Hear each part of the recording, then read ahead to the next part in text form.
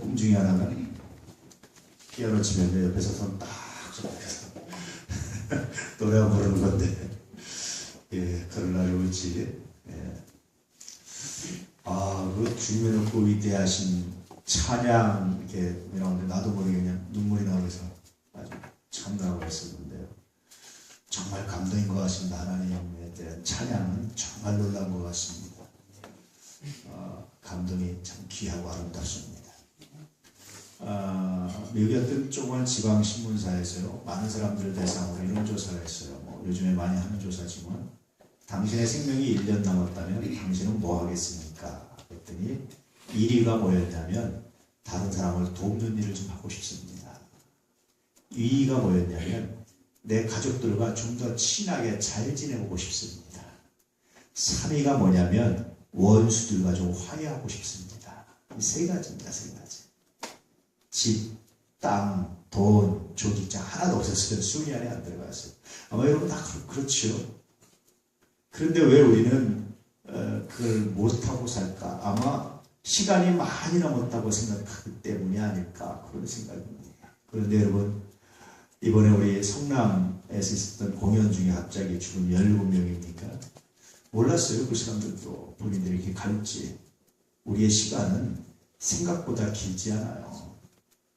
언제 어떤 일이 날지 아무도 몰라요. 그래서 사실은 날마다 우리는 오늘이 마지막이겠거니 하는 그런 정신을 가지고 살아가는 게 귀합니다. 초대교회 때는요, 임박한 예수 재림 신앙을 가지고 살아갔다라고 말하는데요.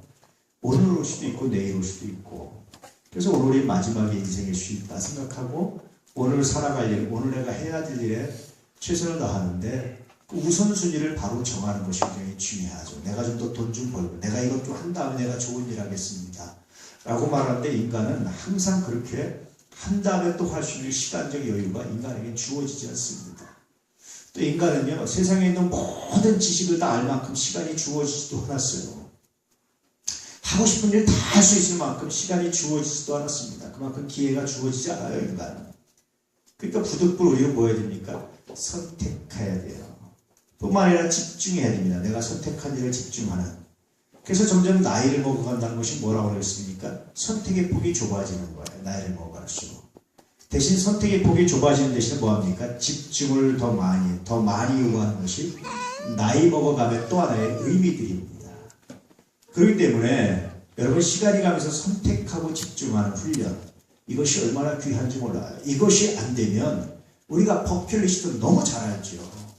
아마 얘기하는 다 마찬가지일 겁니다. 좀 내가 세계를 좀 여행하고 싶습니다 하는 사람도 있고, 내가 좀 더 남한테 좀 넉넉히 구제하고 돕고 싶고 도우며 살고 싶습니다. 다 하고 싶은 얘기. 근데 늘 우선순위에서 몰리나요? 왜냐하면 선택하고 집중하지 못했기 때문에 그렇습니다.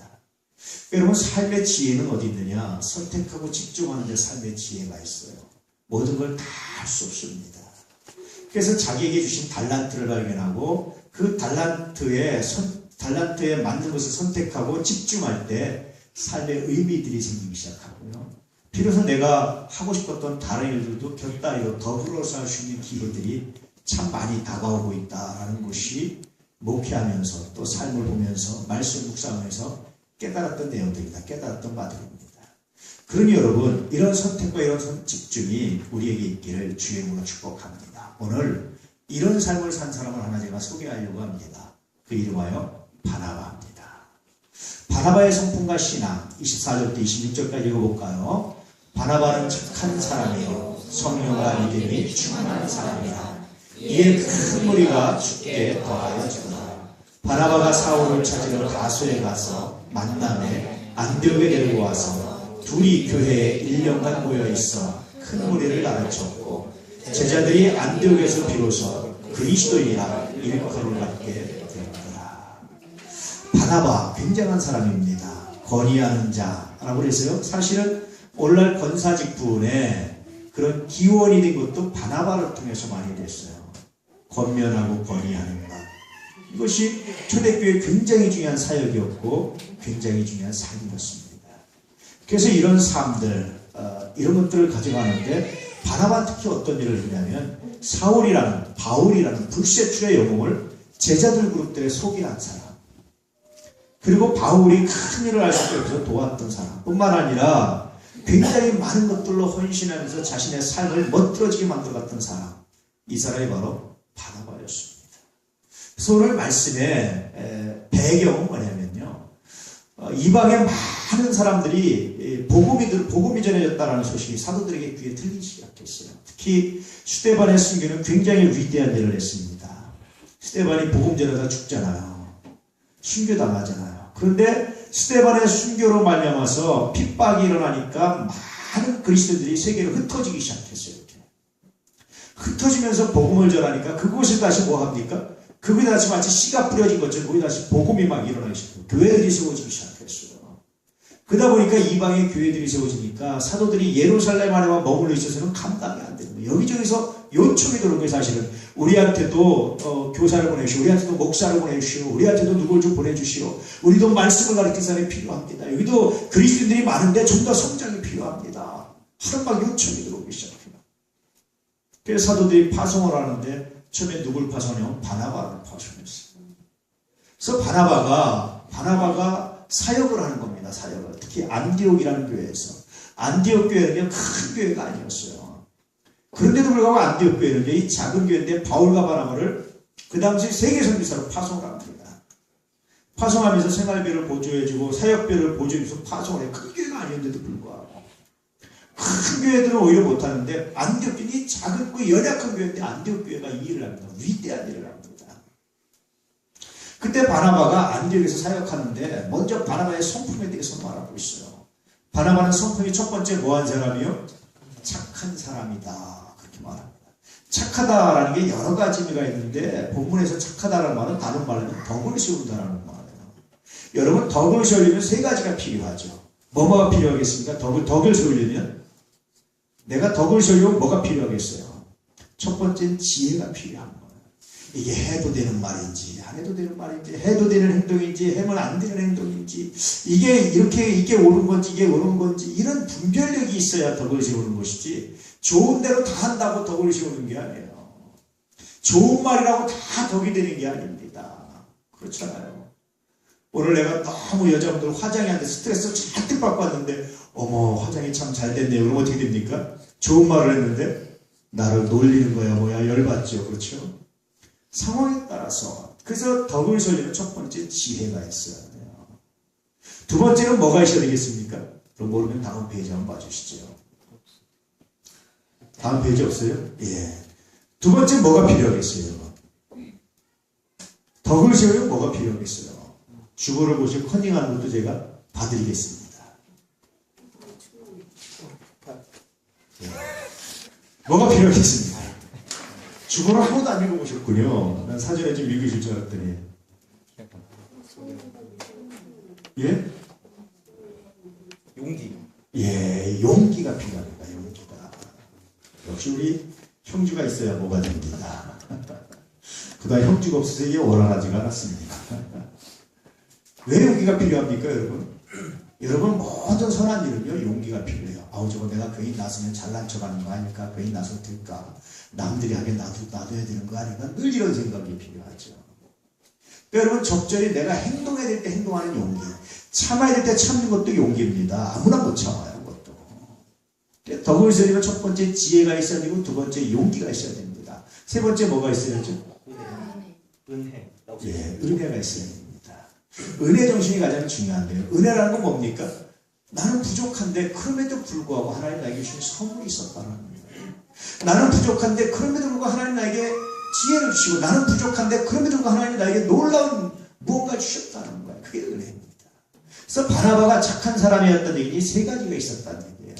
지혜가 있었고, 용기가 있었고, 은혜 정신을 가지고 살았다는 겁니다. 이게 바나바입니다. 두 번째, 이건 바나바의 성품을 말합니다. 두 번째, 바나바의 신앙에 대해서 말하는데, 바나바는 뭐가 충만했다고 했죠? 성령과 믿음이 충만한 사람이었다. 같은 의미인데요. 신앙이 충만하고 신앙이 아주 올바른 사람이었어요. 이 두 가지가 융합, 조화이뤘던 겁니다. 그러니까 여러분, 성품과 신앙이 조화이뤄야지, 성품만 좋고 신앙이 안 좋아도 별로 역사가 안 일어나요. 신앙만 좋고 성품이 안 좋아도 별로 역사가 안 일어납니다. 구원은 받겠지만 이 바나바 두 가지를 갖춘 사람이 대단한 사람입니다. 이 바나바가 이 성품과 신앙이 조화돼서 사역을 했을 때 큰 무리가 주께 더하여졌다. 많은 무리가 주님을 따르게 됐다. 그렇게 말해주고 있어요. 그러다가 바나바가 자신의 연약함, 자신의 한계를 경험했던 것 같아요. 야, 이건 내 한계 가지고 안 되겠다. 이 많은 사람 중에 사람이 많아졌다는 얘기는 구성원들이 다양해졌다는 얘기죠. 이 다양한 구성원들이 내가 복음을 전하고 이들에게 뭔가 이끌기 리더십을 내가 발휘하기에 내가 뭔가 부족하다 느꼈던 것 같아요. 그래서 바나바가 사울을 찾으러 갔습니다. 사울이 다메섹 도상에서 예수를 만난 다음에 그때 다른 사건도 있었지만 다시 고향으로 돌아왔는데 고향으로 돌아가기 전까지 대략 교회사의 역사에 의하면 성경에 나타난 교회사의 역사에 의하면 10년 정도 공백기를 가져요. 10년 동안 어디 가서 뭐 했느냐 라고 말할 때 교회사의 전승에 의하면 사울이 아라비아 사막으로 들어가서요 성경을 연구합니다. 과연 그 당시 성경은 구약 성경이에요. 과연 정말 예수가 그리스도 맞는지, 예수가 우리가 기다렸던 메시아가 맞는지, 이걸 갖다가 10년 동안 성경을 파고 예수의 행적을 조사해서 꿰맞추기를 하는 거예요. 짜맞추기를 하는 거예요. 너무나 잘 포진이 맞아 들어가는 거죠. 기가 막힌 거죠. 야, 정말 예수가 메시아구나 라는 확신을 다메섹에서 예수를 만나고 사도들도 만났지만 다시 한번 그가 성경을 연구해서 확실하게 연구해서 10년 동안 연구하는 거예요. 그런 거 알게 됩니다. 확실하게 됩니다. 그리고 나서 그 마치고 고향 다소에 가서 있었습니다. 세월을 낚았던 강태공 지금. 근데 이 강태공을 발탁한 이 왕처럼 이 바나바가 사울을 발탁하는 거예요. 대단한 사람. 그래서 사울을 찾으러 5가지, 안디옥에서 5가지 꽤 먼 거리인데 5가지 가서 사울의 고향에 가서 사울을 찾아오는 거야. 나중에 바울이라고 하는 사람입니다. 복음의 영웅을 하나 얘기하라면 바울입니다. 대단한 사람입니다. 그래서 늘 말씀드렸지만 역사가들 그렇게 말합니다. 기독교를 만든 건 예수지만 그러나 기독교를 체계화시키고 확장시킨 건 바울이다 라고 말할 정도로 굉장히 위대한 사역을 했던 사람이에요. 이 사람이 바나바의 사역에서 등장합니다. 바나바가 발탁해서 등장을 하기 시작해요. 뿐만 아니라 이후에 보면 자기가 발탁했는데 자기 밑에 두는 것이 아니라 바울을 섬겨요. 위에 두고 철저하게 낮아서 섬깁니다. 위대한 사람입니다. 우리 한국에도 그런 데가 하나 있다고 그랬죠. 저 금산에 가면 기억자교회라고 있다고 말씀드렸죠. 거기는요, 여러분 왜 조세영 씨, 조순영 씨 국회의원 아시죠? 그 집안입니다. 그 다음에 이자익이라는 인물이 있습니다. 이자익은 그 집안의 마부예요, 마부. 근데 여기 복음이 전해졌다는 거예요. 복음을 들은 다음에 둘 다 열심히 교회에 가서 섬기는데, 둘 다 이제 올라로 치면 뭐 장로 같은 시험이죠. 그 선출을 하게 되는데, 둘 다 놓고 선출하니까 누가 되겠어요? 당연히. 주인이 되는 거죠. 근데 주인이 떨어지고 종이 돼요. 이자익이가 돼요. 사실은 서울에서도 몇 번 그런 일이 있었는데 그럴 때마다 교회가 갈라지고 나눠지고 분란이 생겼어요. 선교사가 깜짝 놀라서 긴장을 했어요. 어떡하냐? 큰일 났다. 그런데 그 집안 주인이 고백을 합니다. 이건 하나님이 하신 겁니다. 이자익은 나보다 훌륭한 분입니다. 내가 섬기겠습니다. 철저하게 날 섬겨요. 굉장히 위대한 일을 합니다. 나중에 이자익은 목사가 되고요. 장로교 총회장도 하고 이렇게 할 정도로 굉장히 훌륭한 사역을 하고요. 이분은 계속해서 섬기는 거예요. 이렇게. 나중에 후에 다시 이제 자기도 1년 후에 장로로 선출되지만 마치 그런 겁니다. 바나바가요. 자기가 이렇게 발탁한 사람이에요. 분명히 자기 밑에 둘 수도 있었는데 사울을 오히려 자기는 보조하고 자기가 사울을 또 떠받들고 자기는 사울의 밑에서 사울을 돕는 사람으로 이렇게 살아갑니다. 굉장히 멋들은 사람이죠. 이게 아마 바나바의 지혜고 용기가 아닐까. 여러분 자기 그릇을 하는 것도 지혜고 용기입니다. 은혜입니다. 그래서 이 바나바 때문에 엄청난 사역이 일어나요. 그래서 다시 사울을 데려고 안디옥에 옵니다. 둘이 교회에서 1년간 가르치면서 큰 무리를 가르칩니다. 그러자 비로소 제자들을 통해서 안디옥에서 그리스도인이라는 말이 최초로 불려지기 시작해요. 이전에는 예수 믿는 사람들을 뭐라고 그러냐면 나사렛 사람들, 갈릴리 사람들. 이 말은요 굉장히 비아냥거리는 사람이에요. 예전에 지금 그렇지 않습니다. 예전에 조선시대 같은 경우는 누굴 비하면 저 이북에 있는 분들을 비아냥거렸어요. 북쪽 사람들. 그래서 잘 기억을 안 했어요. 이렇게 반란동학 일으킬 정도로요. 저 함경도나 저쪽 북쪽 사람들은 잘 기억을 안 했어요. 야만인 취급하고. 나사렛 사람들이 나사렛에서 무슨 선한 것이 날 수 있겠느냐, 갈릴리에서 무슨 선한 것이 날 수 있겠느냐, 이렇게 비아냥거려서 갈릴리 사람들아 그러면 굉장히 비아냥거리는 소리입니다. 나사렛 것들아 그러면 굉장히 비아냥거리는 소리입니다. 굉장히 비아냥거리는 소리예요. 기숙사의 아래 위층에 사는데 위층에 사는 사람들이 아래층 사람들을 아래 것들이라고 부릅니다. 아래 것들 잘 있냐? 우리 윗분들은 잘 계신다. 이렇게.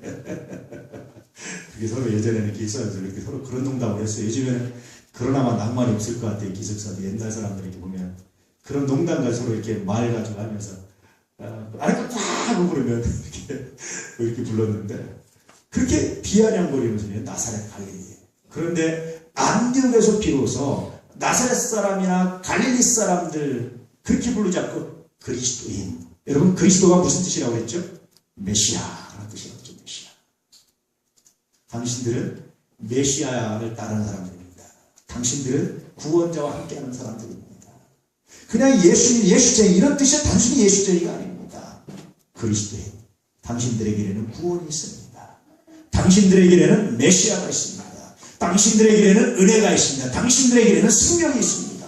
당신들이 살아가는 삶에는 복음이 있습니다. 라는 의미가 그리스도인이라는 말의 의미들입니다.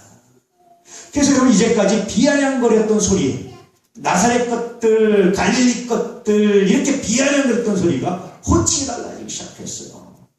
누구의 사역입니까? 바나바의 성품과 신앙의 조화를 이루고 거기다가 바울의 탁월한 성경적 식견이 플러스 됐을 때 나타났던 하나의 현상입니다. 그래서 이때부터 여러분 그냥 나사렛 사람들이라 불리던 거하고 그리스도인이라 불리는 거하고 차원이 달라요. 이건 굉장히 격이 달라진 겁니다.